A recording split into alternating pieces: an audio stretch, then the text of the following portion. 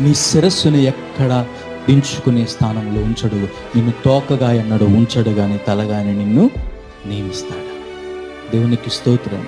చూడండి, నీవు ఆయనను గురించి, ఆయన మాటను గురించి ప్రచురము చేస్తే, ఆయనను నీవు ఒప్పుకుంటే, ఆయన నీవు అంగీకరిస్తే, ఆయనకు నువ్వు విధేయత కనపరిచిన వ్యక్తులుగా ఉంటే, ఆయన వచ్చినప్పుడంట తండ్రి ఎదుట, సకల పరిశుద్ధుల ఎదుట నిన్ను గురించి ఒప్పుకుంటాడంట ఆయన.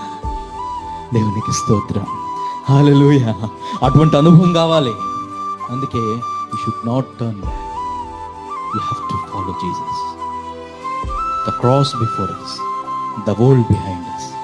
లోకము మన వెనుకున్నది, దేవుని సిలువ మన ముందు. మనలను రక్షించుకుంటూ మనలను ముందుకు తీసుకెళ్తున్న ఆ రక్షణ చూసి మనం పరిగెట్టాలి, కానీ వెను తిరిగి